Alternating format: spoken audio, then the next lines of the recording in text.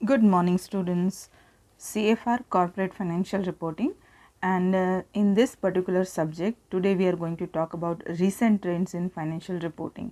आपका जो यूनिट है जिसमें बात की जा रही है कि आज की तारीख में फाइनेंशियल रिपोर्टिंग का ट्रेंड क्या चल रहा है, उसमें एक बहुत ही इंपॉर्टेंट क्वेश्चन है जो हर एक एग्ज़ाम्स के लिए बहुत ही ज़्यादा इम्पॉर्टेंट है। अगर आप लॉन्ग क्वेश्चन के तरीके से पूछना चाहते हैं तो भी आप उसके लिए बहुत सही है।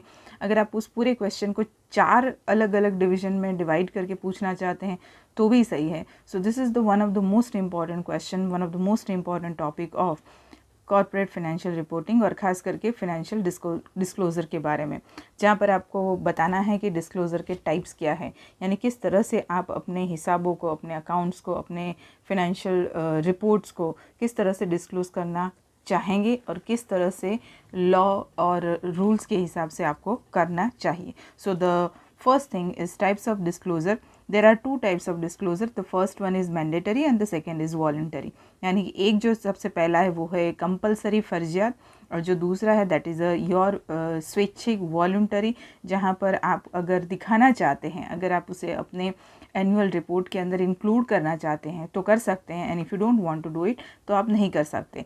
But in case of mandatory compulsory disclosure you have to shown this things in your financial reporting. आपका जो एनुअल रिपोर्ट पब्लिश होता है, जो वेबसाइट पे आपको दिखता है, उसके अंदर आपको ये चीज़ें बाकायदा दिखानी पड़ेगी, राइट। तो let's start first of all mandatory disclosure. हम पहले बात करेंगे मैंडेटरी डिस्क्लोजर की। तो मैंडेटरी डिस्क्लोजर के दो टाइप्स हैं, quantitative and qualitative. Same way with the voluntary disclosure, उसके भी दो टाइप है, quantitative and qualitative. So we will talk about first mandatory disclosure. हम पहले बात करेंगे कंपलसरी फर्जियात जो भी डिस्क्लोज़ करना है आपको अपने एनुअल रिपोर्ट में उसके, और उसमें भी हम पहले बात करेंगे क्वांटिटेटिव डिस्क्लोज़र, यानी कि जिसे आप न्यूमेरिकल जिसे बोल सकते हैं, आप उसको रिपोर्ट कर सकते हैं, आप उसे फिगर्स में, आप उसको नंबर्स में दिखा सकते हैं, and that is why it is called संख्यात्मक क्वांटिटेटिव डिस्क्लोजर। उसमें सबसे पहले नंबर पर आता है balance sheet, that is your पाकू सर्वयू। Balance sheet as per accounting standard 1 आपका कंपनी की, आपकी एंटिटी की, आपके ऑर्गेनाइजेशन की, आपकी फिनेंशियल पोजीशन दिखाता है। क्या दिखाएंगे, क्या लिखेंगे आप उसके आंसर में, ये जो मैं आपको समझा रही हूँ वो मैं आपको एक्सप्लेन तो करूँगी, लेकिन how to write down this question in your exam वो भी मैं साथ में आपको बताती जाती हूँ। तो सबसे पहले हमारी बात होती है बैलेंस शीट की। तो याद रखिए बच्चों, वर्टिकल बैलेंस शीट आप दिखाएंगे, आप वो हॉरिजॉन्टल वाली बैलेंस शीट को भूल जाएंगे। आपको शेड्यूल वाइज आपको उसे दिखानी पड़ेगी। आप अपने क्वेश्चन के आंसर में बैलेंस शीट का फॉर्मेट लिख सकते हैं, कोई प्रॉब्लम नहीं है। ऊपर से आपका आंसर थोड़ा और वर्दी दिखेगा कि हाँ भैया इन्होंने अच्छे खासा फॉर्मेट रखा हुआ है। तो why we are preparing balance sheet, आप सीधे ही फॉर्मेट में ड्रॉ कर देना, you have to write down certain line, certain 3 और 4 लाइन्स और 1 para for this balance sheet. तो इसमें इंपॉर्टेंट क्या है, तो balance sheet is all about to show the financial position of your company, your entity. तो आप वो 2-3 चीज़ें उसमें ऐड करके and then you prepare the balance sheet. Balance sheet vertical format schedules number के साथ, एंड दैट इज़ मस्ट, क्योंकि CFR is all about law, rules and regulation. It's all about companies act, SEBI, chartered accountants of India, ICAI, American standards, ये सारी चीज़ों के rules regulation in सब से बनता है। यहाँ पर आप मनचाही चीज़ें नहीं लिख सकते, जो है वही आपको लिखना है, जो नहीं है उसके बारे में आप गप्पे नहीं हाँक सकते, right. So the first one is balance sheet, second is P&L account, that is your आपका जो इनकम और एक्सपेंस स्टेटमेंट है, नफ़ा नुकसान खातों, वो है। नाउ P&L अकाउंट आप क्यों बनाते हैं, तो इट्स वेरी सिंपल कि the first thing in first case in balance sheet you are showing the financial position of your company. In case of P&L account you are showing the earning performance, आपका company का, आपकी entity का performance कैसा है particular time period के लिए, वो आप दिखाते हैं। Again you can draw the format of income and expense statement in your answer. तो आप 2 चीज़ें लिखें और उनका फॉर्मेट बनाए तो भी इतने में ही आपकी लेंथ अच्छी खासी बन जाती है, काफ़ी वर्दी आपका आंसर हो जाता है। जो भी आपके एग्ज़ामिनर हैं they also like your answer, क्योंकि आपने प्रैक्टिकल एप्लीकेबिलिटी करी है फॉर्मेट के साथ। The third one is cash flow statement, that is रोकड़ प्रवाह पत्रक। Now what is cash flow statement, तो it is actually a statement which provide information about the cash inflow and cash outflow of your business, of your company, of your an entity. तो यहाँ पर आप एक statement बनाते हैं जिसके अंदर आप ये दिखते हैं कि मुझे पैसा, I mean cash, where which are the sources from which I am getting the cash, और कहाँ कहाँ ऐसे सोर्सेज हैं जहाँ पे मेरा पैसा, मेरा कैश जा रहा है। तो बेसिकली देयर आर 3 सोर्स जहाँ से आपको कैश मिल सकती है, कैश इनफ्लो आ सकता है। तो cash inflow from operating activities, cash inflow from investing activities and cash flow from financing activities. तो ये आप इसमें डिटेल चीज़ें इस बारे में लिख सकते हैं। The fourth one is statement showing changes in equity, यानी कि आपका एक स्टेटमेंट बनता है जिसके अंदर आपके नंबर ऑफ इक्विटी शेयर्स में क्या चेंजेस आते हैं वो आपको लिखना है। आप बोलेंगे ma'am number of equity shares में चेंज आने का मतलब, so there are very number of ways where your equity shares, number of equity shares is going to be change. जैसे कि आप बोनस शेयर्स इशू करते हैं या राइट शेयर्स इशू करते हैं, या फिर आप डिबेंचर्स या और किसी बॉन्ड्स को आप इक्विटी में कन्वर्ट करते हैं, स्टॉक्स को इक्विटी में कन्वर्ट करते हैं, या फिर इक्विटी को स्टॉक में कन्वर्ट करते हैं, तो वो भी रिड्यूस होता था। तो in that way there are number of reasons that your equity change, and उसका एक स्टेटमेंट बनाना होता है। आप सोचिए, मैं पहले से ये 4th पर पहुंची, सब कुछ फिगर्स में आता है, नंबर्स में आता है। 5th one is consolidated financial statement and the 6th one is report on operating segment. आप किस तरह से आपका मैनेजमेंट करते हैं, उसका एनालिसिस का आप पूरा रिपोर्ट प्रेजेंट करते हैं। तो these are the 6 points that you can include in this quantitative disclosure. मर्जी एंड एक्सप्लेन दिस 6 पॉइंट, आप ये 6 पॉइंट एक्सप्लेन कर सकते हैं। Most important thing is that कि आपको इसमें क्या लिखना है वो मैंने आपको समझाया। पहले 2 तो आप फॉर्मेट ही लिख सकते हैं। अगर आपको याद हो तो कैश फ्लो स्टेटमेंट के आप बैचलर्स में सम कर चुके हैं तो आप वो भी फॉर्मेट इसमें डाल सकते हैं। तो ये 3 पॉइंट तो आपके कट एंड क्लियर है। बाकी के 2 पॉइंट आप थोड़ा बहुत लर्न करके उसमें लिख सकते हैं, तो आपका क्वांटिटेटिव डिस्क्लोजर रेडी हो जाएगा।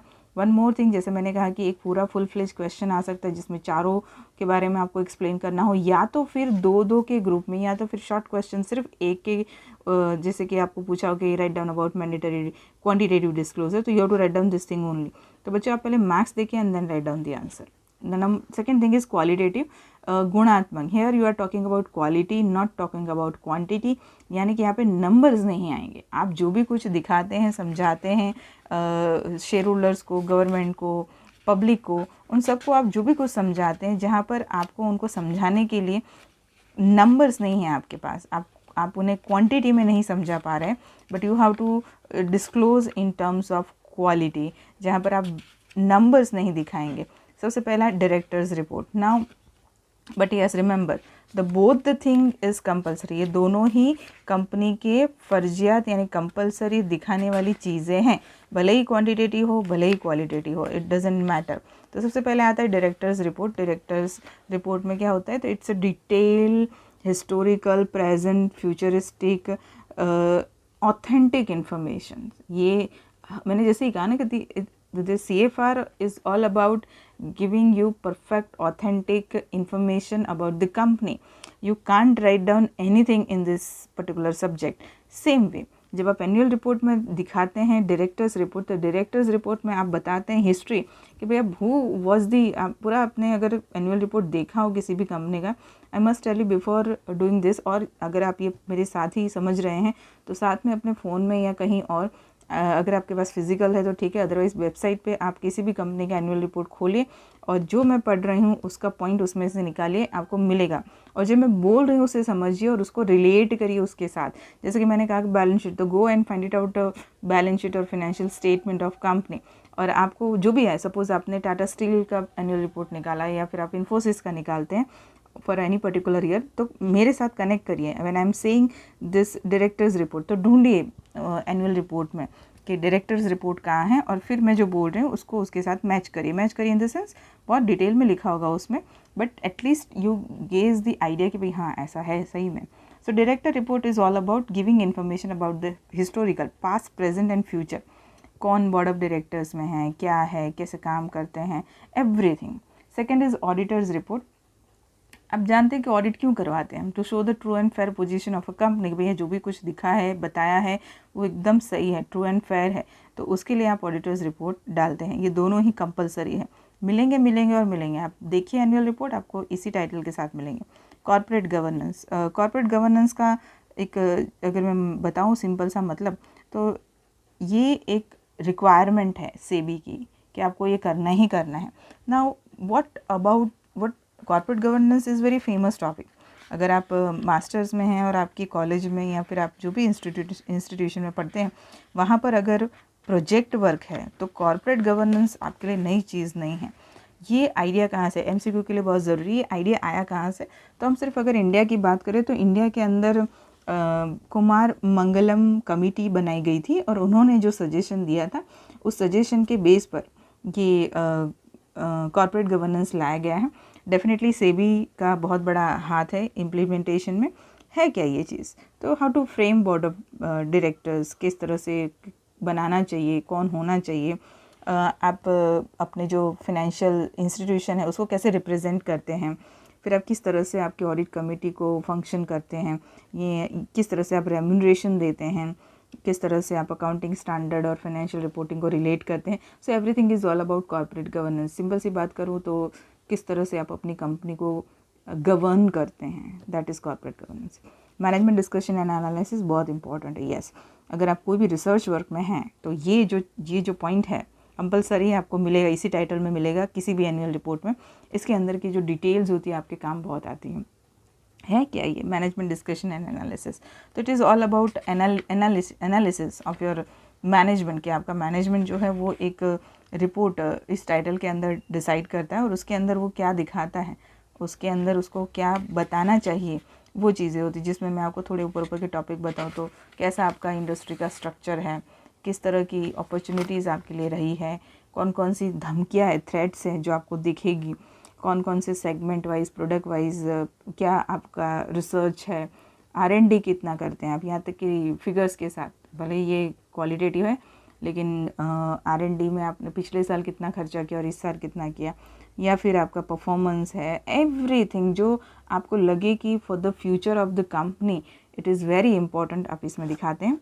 The fifth number is corporate social responsibility, CSR, the world famous topic CSR. या अगेन, अगर आप ऐसे इंस्टीट्यूशन में हैं जहाँ पर प्रोजेक्ट वर्क है, रिसर्च वर्क को इम्पोर्टेंस दिया जाता है, CSR as a common student आपके लिए नया नहीं होगा। है क्या ये CSR? It's all about responsibility toward the society. ना सोसाइटी वो नहीं, हम उन लोगों की बात नहीं करते हैं जो आपका प्रोडक्ट खरीद रहे हैं, वो भी सोसाइटी का पार्टी है, but here you are responsible to the each and every one from the society, whether they are buying your product or not, whether they have your company share or not. आपको उससे कोई लेना देना ही नहीं, उसने ज़िंदगी में आपकी कंपनी का नाम ना सुना हो, फिर भी आप उसके लिए रिस्पॉन्सिबल हैं, उसकी तरफ आपकी कोई रिस्पॉन्सिबिलिटी है। That is all about CSR। अब CSR का जो फंडा है वो इंडिया में कहाँ से आया, या फिर CSR किस तरह से इंडिया में काम करता है, तो बहुत लेट आया है CSR। पहले लोग करते थे, Tata and there are number of companies जो वॉलंटरी ही करती थी, लेकिन ये वॉलंटरी से जब कंपलसरी कर दिया गया तब उसका असली मज़ा आने लगा। कंपलसरी उसे कराया गया by the again the SEBI and the other institutions. और हर एक कंपनी के लिए कंपलसरी है कि अगर आपका प्रॉफिट पर्टिकुलर अमाउंट से ज़्यादा है, एवरेज प्रॉफिट, तो आपका मिनिमम 2% तो आपका CSR में जाना ही चाहिए, जहाँ पर कंपनी दिखाती है अपनी responsibility toward the customer, society, general public. क्या क्या कर सकते हैं CSR में, क्या कंपनियाँ करती है CSR में? तो जो एक्टिविटीज़ की मैं बात करूँ CSR की, तो environment, promoting health education, promoting child education, promoting the girl child education, women empowerment and environment sustainability, and then national heritage वगैरह है उनका प्रोटेक्शन करना। देन आप गांव में जाइए और वहाँ पर स्पोर्ट्स को प्रमोट करिए, या फिर आप इंफ्रास्ट्रक्चर को, बेसिक इंफ्रास्ट्रक्चर को गाँव में, रूरल एरियाज़ में प्रमोट करिए। देन स्लम एरिया का डेवलपमेंट करिए। अमॉन्ग स्टूडेंट्स आप स्किल्स को स्किल्स को बढ़ाइए, यानी कि आप उनके सिर्फ एजुकेशन की तरफ नहीं बट उनको एम्प्लॉयमेंट मिले उस तरह का स्किल दीजिए। So these are the parts of CSR। Next is and the last is disclosure of EPS, earning per shares. Everyone knows that आपको ये डिस्क्लोज करना है। क्यों डिस्क्लोज करना है, कैसे कंपलसरी है, क्यों कंपलसरी है, सबसे इंपॉर्टेंट चीज़, because those who are interested in company share, definitely वो जाके ढूंढेगा कि भैया EPS का सीन क्या है आपकी कंपनी का। बहुत बड़ा मेजरमेंट है, बहुत इंपॉर्टेंट मेजरमेंट है to know the companies overall growth and how the company is earning and distributing its earning to the its share holders. चलिए बात करते हैं वॉलंटरी डिस्क्लोज़र की। अब ये वो डिस्क्लोज़र है जहाँ पर कंपल्सन कोई भी नहीं है कि आप दिखाइए, नहीं दिखाइए, कितना दिखाइए, कैसे दिखाइए, but it's a voluntary disclosure. And most of the company, मैं आपको एक दो कंपनियों के नाम भी बताऊंगी जो वॉलंटरी होने के बावजूद भी इतनी मेहनत करती हैं। यस, इंडियन कंपनीज, हम अगर बुरे साइड्स देखते हैं तो हमें बहुत सारी चीज़ें बुरी दिखती है, लेकिन जब हम पॉजिटिव साइड्स पे आते हैं तो हमें पॉजिटिव चीज़ें भी बहुत सारी दिखती हैं। चलिए बात करते हैं quantitative disclosure in case of voluntary. सबसे पहला इन्फ्लेशन अकाउंटिंग। इसमें जो भी है ना सब बहुत इंपॉर्टेंट है, लेकिन जितनी चीज़ें इंपॉर्टेंट होती है ना उसको करने में मेहनत भी उतनी लगती है, खर्चा भी उतना होता है। तो companies those who actually willing to show this things, लेकिन वो इसीलिए उसको पूरी तरह इम्प्लीमेंट नहीं कर पाती because it is costly, it is time consuming, it is nearer to, जिसे हम कहते हैं ना प्रैक्टिकली एप्लीकेबिलिटी इतनी नहीं होती है, वेरी डिफ़िकल्ट टू एक्सप्लेन और very difficult for a common man to understand. जैसे कि मैं ये कहूँ सेकेंड वाला ह्यूमन रिसोर्स अकाउंटिंग, आप अकाउंट्स में खर्चे और इनकम दिखाते हैं। अगर मैं आपसे कहूँ ह्यूमन रिसोर्स अकाउंटिंग, तो आप किस तरह से ह्यूमंस को एज एन एक्सपेंस और एज एन असेट्स और एज एन इनकम ट्रीट करेंगे। और अगर आपने समझ लिया, आपने बना भी लिया, आपने दिखा भी लिया, तो for a common man it is difficult to understand this thing कि यार ये किस तरह से करा हुआ है। सो कई बार क्या होता है कि concept is very good but it is very difficult to implement just because of कि वो चीज़ इतनी नॉर्मल नहीं हुई। इम्पॉर्टेंट नहीं है ऐसा नहीं है, इम्पॉर्टेंट तो बहुत है। इन्फ्लेशन अकाउंटिंग अभी आप सब जानते हैं और हम भी जानते हैं कि रुपीज़ स्टेबल नहीं होता। कोई भी रुपीज़ की क्या बात करो, कोई भी currency can not be stable like anything कि भाई ये तो फ्लक्चुएशन होगा ही नहीं। Price fluctuation is a common factor and it will be there. Okay, तो जब आप अकाउंट्स बनाते हो कन्वेंशनल अकाउंटिंग मेथड यानी पुरानी मेथड से, तो वहाँ पर आप इन्फ्लेशन अकाउंटिंग यानी कि प्राइस फ्लक्चुएशन को बिल्कुल कंसिडर नहीं करते। एंड दैट इज़ वाई कि आपके जो अकाउंट्स हैं, आपके जो रिज़ल्ट है, उसे हम ये नहीं कह सकते कि ये पूरी तरह से सही है। क्यों? Because you are not taking this thing into the picture. अगर हम SIP की बात करें, म्यूचुअल फंड की बात करें, तो वो इसी चीज़ को हाईलाइट करते हैं ना कि that we are taking the effect of this price fluctuation, inflation. Okay, second is as अभी मैंने जैसे कहा human resource accounting. Again human resource accounting the same thing, it is difficult to implement it is definitely a very nice idea, बहुत ही बढ़िया idea है पर बहुत ही मुश्किल है। Third is value added statement and the fourth is economic value added statement.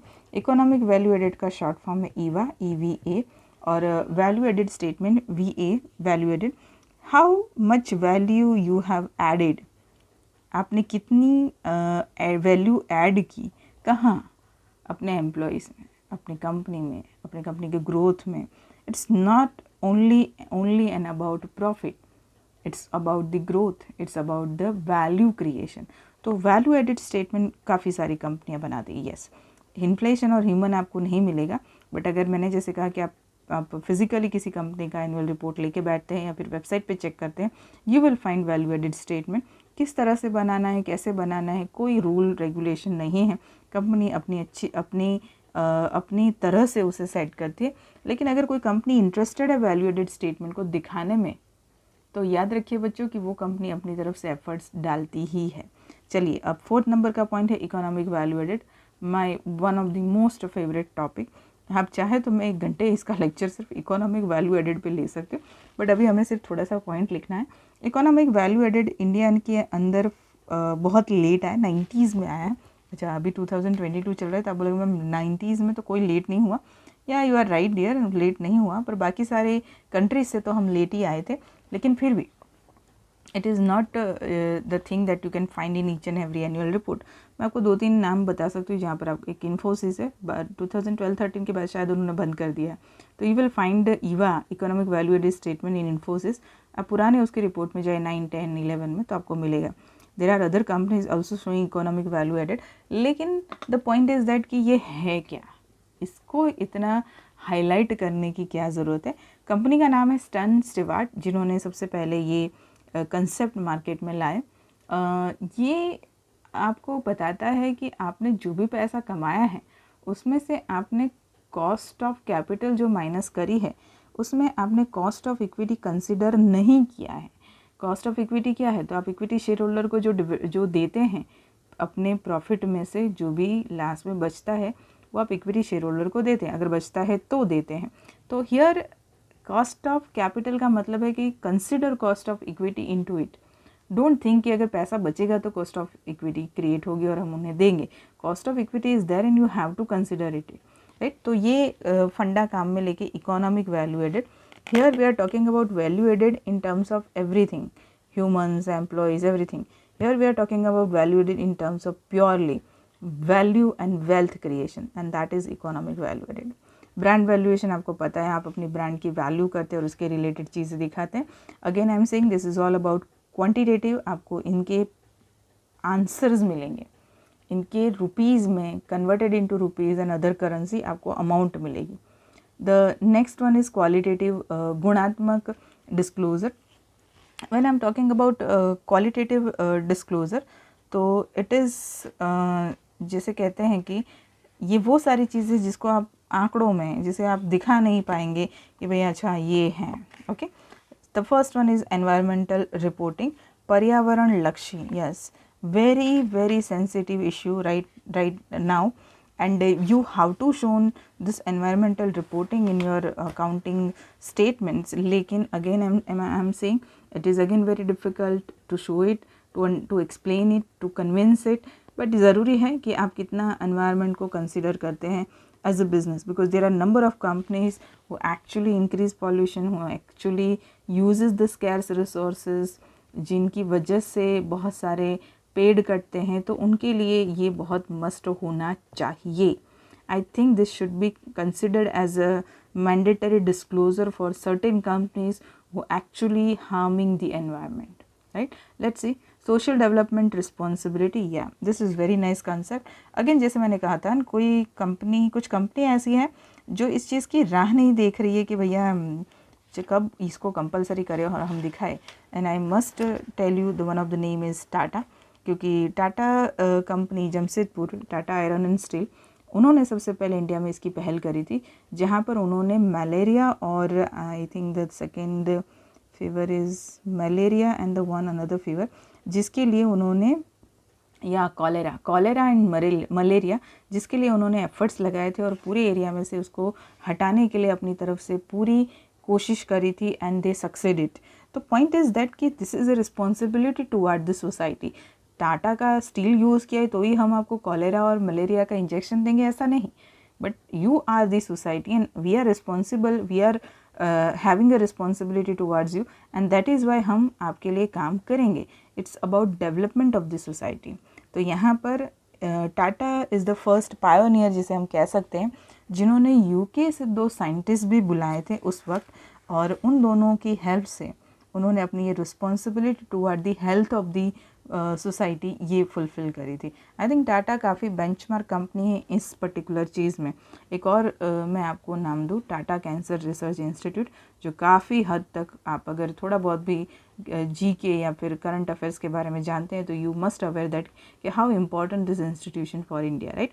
So we should give thumbs up for this thing to Tata company. चलिए, प्रोडक्ट सेगमेंट, कौन कौन से प्रोडक्ट आपकी कंपनी के पास है, ये भी वॉलंटरी है, पर बहुत खुशी कंपनियां इसे इंक्लूड करती है और दिखाती है, और वजह ये है कि वो ये सोचती हैं कि भैया इट इज़ वेरी नेसेसरी कि हर एक को पता चले कि हम किस प्रोडक्ट में इन्वॉल्व है। The fourth one is shareholder information, या shareholder related information, again voluntary. Then fifth number is employee welfare measure, क्या क्या मेजरमेंट आप लेते हैं अपनी कंपनी में जो काम करते हैं एम्प्लॉयज़ के लिए, जिसमें खास करके उनका हेल्थ, एजुकेशन, बच्चों का एजुकेशन, बच्चों की हेल्थ, रिटायरमेंट स्कीम, ये बहुत ज़रूरी है, बिकॉज सोसाइटी के लिए तो आप रिस्पॉन्सिबल है ही, लेकिन जो आपके लिए काम करते हैं उनके लिए भी रिस्पॉन्सिबल होना सबसे पहली बात है। And the last is joint venture, कहाँ से कौन कौन से वेंचर्स में आप जॉइंट हैं, कौन कौन से वेंचर्स में आप इन्वॉल्व है, वो भी आपका दिखाना बहुत ज़रूरी है। ये मैंने आपको ऊपर से सारे पॉइंट एक्सप्लेन कर दिए हैं एंड आई होप मेरा सुनने के बाद ये लेक्चर आपको इसको लिखना काफ़ी हद तक आसान हो जाएगा। क्यों मैंने इसी एक क्वेश्चन को पकड़ा और इसी को ही एक्सप्लेन किया और उसी को ही आपको इतना डिटेल में समझा रही हूँ। And the reason is that unit 2 जो आपका CFR का है, that is recent trends in financial reporting, उसमें ये क्वेश्चन ही आपको, मैं जैसे बोल सकती हूँ कि ये तो आपको करना ही, अगर आपकी कॉलेज की एग्ज़ाम है तो भी ये ज़रूरी है और यूनिवर्सिटी के लिए भी उतना ज़रूरी है। And more of all this it is necessary as a commerce student, you must aware about this, ये पता ही होना चाहिए, राइट? चलिए students, if you have any query about this question, if you want to ask me about this question, comment box में लिखिए, पूछिए मुझसे, I will answer your question. Okay, चलिए स्टूडेंट, मिलते हैं नेक्स्ट वीडियो में। Till then, bye everyone.